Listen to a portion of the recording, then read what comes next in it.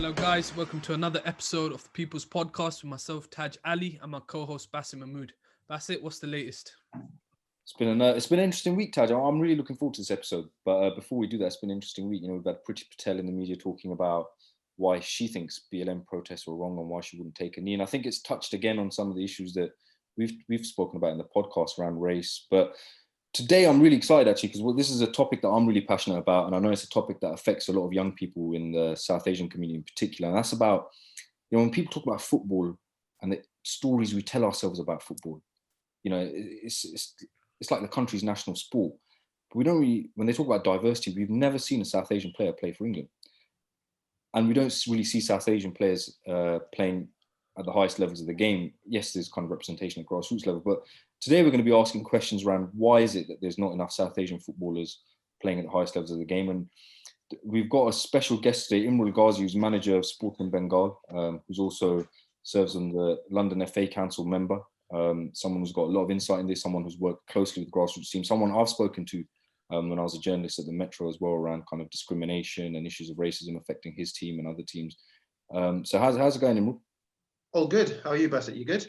Yeah, I'm good. I'm a depressed Liverpool fan, but same here, mate. We've got a Liverpool game going on right now. I'm hoping we get something from today's game. Maybe another centre back to get injured. So basically, just by starting off, I saw you were on a documentary. Correct me if I'm wrong, but with Micah Richards around racism in football. What was that about, and how did you find that? And I know you've said kind of previously that you've spoken about this issue a lot, but how was it?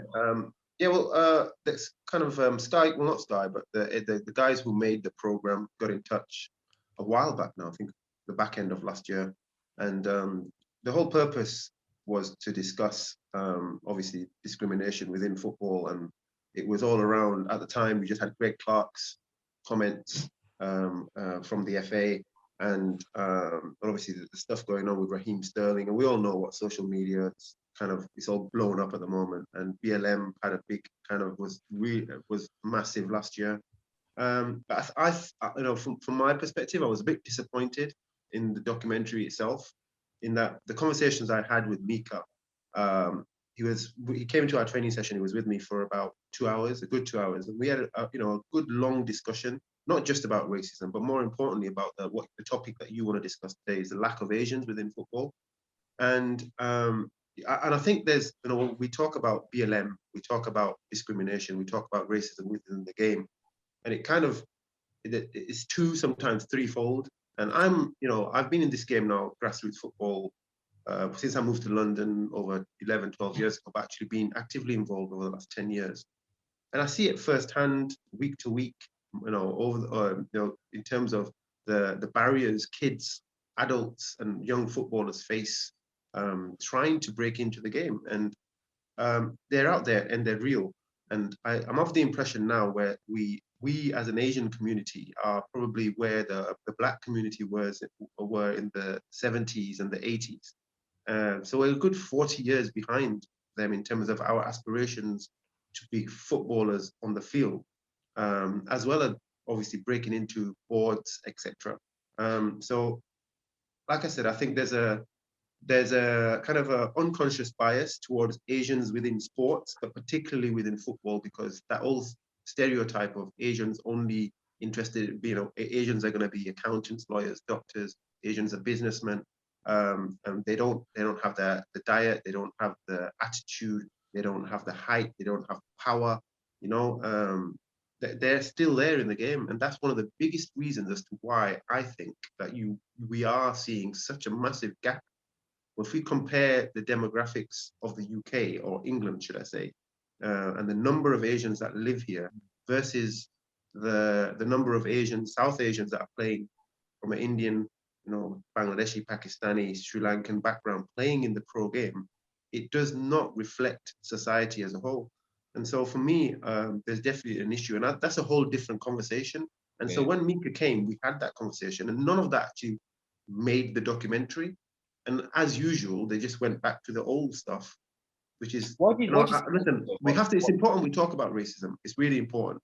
But I think from my own perspective, as an Asian football manager within the non-league game, it's important that I get across my points about the lack of, and the issues as a young British Bangladeshi, I face within the game here in the UK, and the problems I face on a week to week basis playing at non-league level, and the issues we face at grassroots level for our kids and our teams, for Asian teams up and down the UK. I think there's a precedent set that the authorities have set and the governing bodies have set. There's one rule for the white community, there's one rule for the black community, and there's another rule for the Asian community. And that's how I feel. And that's how what I've seen over the years, and that's where it's at. And it's a discussion that needs to be had. And in terms of, I mean, you raised that. So I think Dan Kilville, the last time I checked, there was 12 South Asian players out of a population of 3,700 professional footballers. 12. That was 2 years ago. But in the UK, South Asian people around about 5%, if I'm correct. But what do you think's kind of been one of the biggest barriers? You spoke about grassroots, right? And just in your own experience, you must have had talented young people who wanted to play at a professional level. Just in terms of what you've seen and what you've heard in your experience, why some people haven't progressed, what do you think have been the cases? Yeah, I think you're right. If you look at the numbers, you can't tell me that Asians don't love football. They aspire to be footballers. I think the biggest problem we have within the game, and is exactly what I said, is the fact that there's a subconscious bias inside a lot of the coaches, and also within the professional game itself, that Asians are, still remains the stereotypes that they want to be businessmen, they want to be doctors, they want to be accountants. They're more interested in education. They don't have the right diet. They're not big. They're not athletic. And that's one of the biggest problems. So what you kind find of stereotype of Asian bodies, isn't it? The same way in which exactly. And exactly. And the reality is, I was having a conversation just the other day with a young man, and I was telling him, and the best way I could describe it is like, if you have 3 footballers in an academy of the age of 10, this is how I think when you talk about subconscious bias, a coach or an academy, a head of academy, if he has to choose between 3 individuals for one position on a football pitch or in an academy at the age of 10, they will have an Asian boy, they will have a black kid, they will have a white kid. I think 8 times out of 10 they will pick the black kid, because of subconscious bias within football itself. The Asian kid is perceived to be weak in strength, is perceived to be small in stature, won't grow, is perceived to be less athletic, and not as technically as good as the black or the white. The white kid is seen to be, yes, has everything in the game, but then it will be, depending on the position in which this kid has to play. So if it's let's say for argument's sake, if it's a forward, if it's a fullback, if it's a defender, because the black kid might be more powerful, is likely to grow over the years, is more athletic, just naturally is stronger, that the black boy will get the nod ahead of the white boy, because the white kid, and it's just stereotypes, because it's seen. It's like one of the other biggest arguments I had this week was also the fact that how many black number 10s do you see? How many black centre backs? How many black goalkeepers do you see?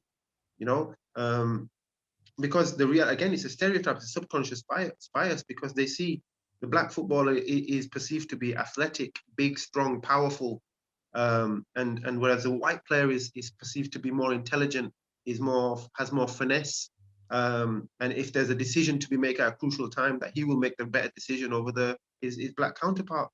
And these are stereotypes that you have within the game, and that's the reality of it. And you can go out, and there's been studies done, and the proof is there.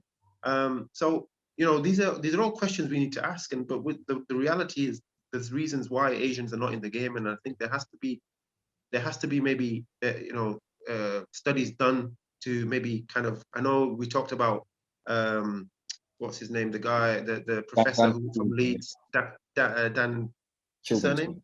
Kilmington, that's right. So we talked about him, and he's doing some amazing work, and he's one of few people out there actually going away and trying to kind of justify the comments that people like myself are making, because whether we like it or not, this is the reality. And listen, I don't want to always be talking about the negative aspects of football, and the racism, discrimination, the lack of Asians within football, but sometimes you have no choice, and sometimes you have to put it out there, and I'm just being honest. Yeah. Like, you know, and I don't want to be seen as that guy who constantly is putting down the work that some good people are doing. And I'm out there working myself. I'm busting my balls in terms of trying to break down barriers and prove to people there are good people in football, Asians within football, who want to do good work. And there's loads of examples out there. You know, we've got, they're a handful. We need more.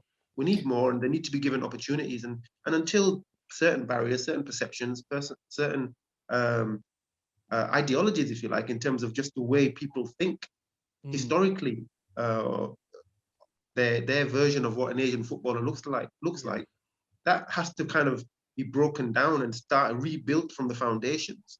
And, you know, the other argument is the lack of support from Asian parents. That's no longer the case. My generation, second generation Asians now, I've got children, my son is now 18, 19. You know, don't tell me if when he was growing up, if he was good enough, there's no reason why I would support my child to go to academy 3, 4, 5, 6 times a week. Imran, you've spoken at quite a bit of length about the racism at a grassroots level that you've seen. So a study by ITV News found that 79% of Asian footballers at a grassroots level had, you know, racist abuse targeted towards them. And you've spoken about seeing it firsthand on the pitch and seeing clear-cut examples of racism not being dealt with by the FA. So I often find when it comes to media coverage on the lack of Asians, there's often a focus on culture. You know, the parents want them to become doctors and lawyers. But surely it's the FA and the authorities that have been failing the most. Yeah, you're right. I think, like, again, media propaganda plays a big part in the impact we feel at grassroots level as coaches, as kids playing within non-league itself, and like perceptions of Asian people. So, you know, again, you know, a lot of, when we look at the UK and you look at the major cities, there's a lot of pockets of Asian communities, and usually in and around football stadiums. And what you find is, you know, where you have white community, for example, I play in the Essex Senior League. So where you've got teams out in Essex who have very little interaction of Asian people. And the only time they're going to see an Asian face, possibly, or had any interaction with an Asian person is, or a Muslim, let's say, is going to be through Sporting Bengal. Yeah. So the first time they're seeing an Asian come through their doors within their club, they're seeing what the media portray. And like I say, we've seen media portray Muslims as brown people with beards, and who are constantly on, all they want to do and all that we are is terrorists. Yeah. And particularly if you're walking in with a bag over your shoulder. So, you know, so there you go. You got Sporting Bengal, a team of brown management staff, look like me. What they're going to think? And that's usually what happens, you know. So a lot of the time I find myself trying to break these stereotypes, because you look at them, and we walk into a lot of clubhouses and they seem uncomfortable, they look uncomfortable, and it's not their fault. They've had no interaction, if any, with an Asian Muslim. So I see it as a bit of a social exercise now. I'm kind of out there going myself, introducing myself and trying to let people think the total opposite of what the media have portrayed a young Muslim to be. I think even from outside the pitch. So I've got a friend who plays at a university league level for football. And he was the only Muslim in a predominantly white team. And he's kind of told me that there's also the whole lad banter and drinking culture that he's often felt socially excluded from the rest of the team. And they kind of portray him as like unenthusiastic or different. Is that something you've kind of seen as a coach? That's a great point. You know, it's not, you can apply that not just to football, but life in general. If we look at our professional, my professional, in terms of my work, I'm in pharmaceuticals, but if you want to progress up the ladder in any walk of life, whether that's football, whether that's, you know, in business or whatever it is, sometimes you have to, if you're not perceived to be being, like you said, lad banter, and if you're not going to go and have a drink go to the pub after work or go to the pub after a game of football on a Saturday, they don't understand that's not our belief, that's not our culture. You know, so that we can enjoy ourselves without alcohol. You know, they don't for them it's because it's the norm for them. It's lack of education. We need to understand that only in the last 10 years or so that the professional game, and we're talking about the Premiership, have only understood because of the influx of Muslim footballers, that certain players don't actually drink alcohol. Certain players, you know, they like to play their game and go home to their families. They value their time with their families. They can have fun, but without alcohol. And if the professional game has only just realized that in the last 10 years and is doing something about it only now, and even still there's a lack of understanding and lack of education within the Premiership. And if you look down the leagues, definitely there's more of that down the league as well. You know, the first division, the second division, etc. What do you think it's going to be like at grassroots level? What do you think it's going to be like at non-league level? And that's one of the barriers, again, that an Asian player, particularly a Muslim player, a Muslim Asian player, might face within non-league football. The lads banter in the dressing room after the game. You know, it's common ground. You know, after having a shower after the game. You know, I've heard stuff that, you know, oh, like the Asian boys don't shower, or the Asian boys don't, because again, it's something that not frowned upon, but the part of our culture is it's modesty. So you can't be going into the changing rooms, starkers, and into the bathroom or into the shower, getting changed, throwing out your bits, etc. So that's part and parcel of dressing room banter again. But again, it's all education. Unless the coaches, the board members, the governing bodies are giving, making people and players understand that there's cultural differences or religious differences, and people begin to appreciate that and understand that, then there's a problem. And then we talk, like I said, we talk about barriers, we talk about racism, and we're talking about the same things over again.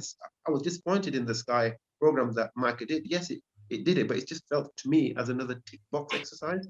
Why don't we educate people about how the differences within the game for Asian players, Asian coaches, anybody that wants to, and this is what grassroots non-league professional football is like behind the scenes in terms of off the pitch, training banter. And these are the reasons why it's difficult for someone, let's say, for argument's sake, from an Asian Muslim background, or for them, maybe they wouldn't feel as comfortable.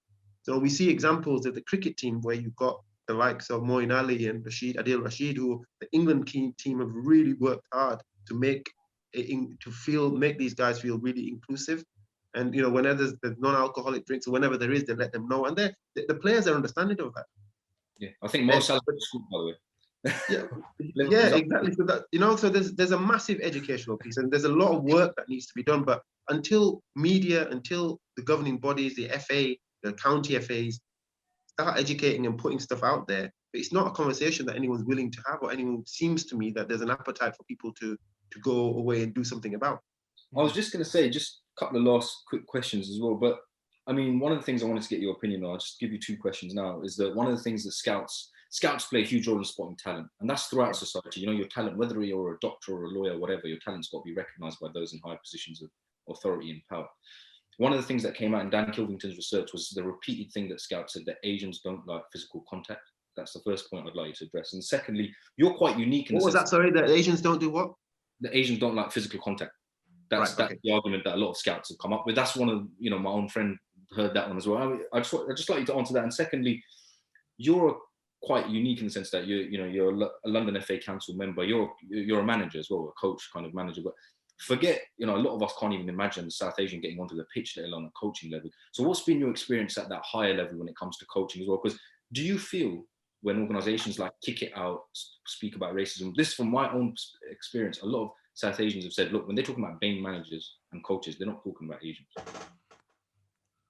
I'd have to agree. And I think, going back to my original point, I think this is where 100% I'm kind of the question around BLM, the question around BAME underrepresentation within football is it can be split. It can be you can have the arguments around the Black community, who I feel are 30, 40 years ahead of, when we talk about football, ahead of the Asian community. When I say Asian, I mean the Indian, the Bangladeshi, the Pakistani community, the Sri Lankan community. So where we are right now. And so I think you need to separate the two. And I think there's a lot of work that's been done around racism within football, but the lack of Asians within football, there needs to be so much more done. And that's education, that's media representation, going out and speaking to those people who are involved in the game currently and doing a lot of good. We've got so many good coaches. If you look around the game right now within grassroots football, in terms of if we look off the field, if we look at players, coaches that are doing some amazing work up and down the UK. You've got, Liton Saban, you've got Taf Rahman, who's now working at Luton under 23s. On the pitch, you've got, I think there's someone who's, is it Bhuta Singh that you mentioned as well? So, as well. So there's people, on the pitch, you're getting more and more progress. So we recently had Hamza Chowdhury, we've got Neil Taylor, then obviously Yan Danda, the incident that happened over midweek against Man City. But there's positive traction out there, and I think that's encouraging. But I think now the next step has to be, let's open some dialogue, and let's see, can we speak to these people and see what the solutions are for the Asian community, and what the issues that we face at grassroots and also the professional game, because of the lack of, again, it's a misrepresentation of society, and you can't say that we don't enjoy football. It's probably the best. It's most. If you go to India, Pakistan, Bangladesh, yes, cricket is there, but football is up there. Yeah. It's on par to cricket, and you go anywhere, you'll see kids playing football wherever. They don't like physical contact. Cricket's this. No, and again, the physical contact thing. Who does? The game has changed. The game has evolved. How many? You're not even allowed to make a tackle these days. Even to be fair, within the non-league game, it's still very much the same. When you're, I don't have that luxury because I manage Sporting Bengal, where kind of my objectives and the vision of Sporting Bengal is very different to probably most non-league football teams. In that I'm there, we are trying to be a platform for young Asian footballers, not just Asian footballers, for kids from the Tower Hamlets community within East London, when they wouldn't be given opportunities. If non-league is still about, you have to be over 6 foot, you have to be powerful, you're experienced footballer playing at, whereas Asian footballers like to, we're technical, we're intelligent. The size issue is no longer there. In terms of the diet issue is no longer there. Those kids you've got Asian footballers who are eating well, they're keeping fit, they're in the gym, they're doing all the right things. So if there's a lot of good young Asian football talent out there, but they're just not given that opportunity. I've got a couple of really good examples of that they're doing amazing, or they have done amazingly well at Sporting Bengal, and then they're not being they're going to trials over the summer to go and compete at a higher level, whether that's step 4 and step 3. The managers are liking them during pre-season, but when push comes to shove, they're not giving them that opportunity to then break into the first team, and that's what the problem is. Do you think there's a class barrier as well? Because obviously, paying for kids to go to football, parents working long hours and that sort of thing. We're seeing, stadiums moving out of the communities they started in and going, out of town. And one positive I can say is that, groups like your Sporting Bengal, and also this Clapton Community FC, these football clubs, grassroots football clubs, are rooted in the community. And I think that's probably something that we should be advocating for more of, and probably that will definitely help to address some of these barriers, no? Yeah, 100%. I think, look, there's a lot of good organizations and sports football clubs up and down the UK that are doing some great work within their own communities. And I think this is where the pro clubs have a responsibility to work with such clubs and find out what they're doing. Firstly, know about them, and secondly, find out what they're doing and how can they support these clubs. And there's got to be an element of positive discrimination. There's got to be an element where, look, we're going to work with you kids. There's no point doing something for having a tick box exercise. If there's a talented kid, work with that particular club, get them into the club. If it needs to go to the academy, they go into the academy. And rather than giving them 2 weeks, give them 6 weeks, give them 8 weeks, give them time to adapt. Because don't forget, if you have a talented young Asian boy who's growing up in inner city Bradford or inner city Leicester, 9 times out of 10, they've probably not had much interaction with someone of a different color. It's going to be, their schools are usually full of Asian kids, or they've not interacted. Whereas you're going from that to an alien environment where you've got mainly white kids. Yeah. And then you've got a lot of white coaches, black coaches. Yeah. These are kids that are coming, their coach is Asian. At the end of the day, we're human, and we all, so if I'm a kid, a brown kid growing up in inner city Bradford or inner city Leicester or inner city London, I'm going to want to see a coach of this. If I go in and I see an Asian coach, or I see a couple of other Asian kids, straight away I'm going to feel a bit more comfortable than I would do going into an environment where there's full of white coaches and full of white kids. So if that's the case, then the coaches need to be more understanding. The boards need to be more understanding, and they need to do more to support these Asian kids who are coming in, who genuinely have the talent, because they're there for a reason in the first place. But there may be barriers there stopping them to perform at their best. So we need to address these and educate coaches within, and educate football clubs. And I think genuinely the football clubs have a responsibility to their communities in which they kind of based. And that needs to happen more. One last very quick question. When do you think you'll see a South Asian player play for England in your lifetime? My lifetime, let's say the next 20 years. I hope, you know what? I think we will. I think we have to be optimistic. Things have changed. It's slowly changing. I can see it happening in the next 10 to 20 years. I genuinely feel that we're there. We're nearly there. But there's a lot of hard work that needs to be done at grassroots and above, and I'll say at a board level as well.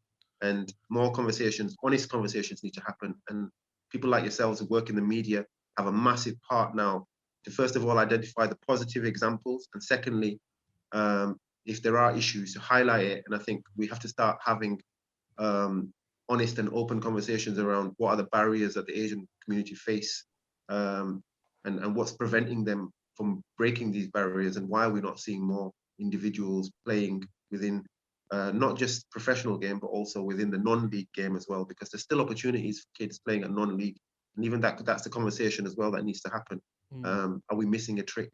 The number of coaches, the number of coaches that we have is increasing, but we need to see these coaches now getting into professional games and professional bodies, and trying to make change happen, and influence change at the top. And then it will only then we see differences seeping into grassroots. Thank you so much. It's been a fascinating conversation. Thank you so much for your time. Thank you. Every success with Sporting Bengal and with Liverpool Football Club this year. Let's hope so. Cheers. Thank you. Cheers, Thank you so much, Imrul, for joining us. And thanks to everyone for watching. If you like this episode, do make sure you subscribe to our YouTube channel. And hopefully we'll catch you soon for our next episode.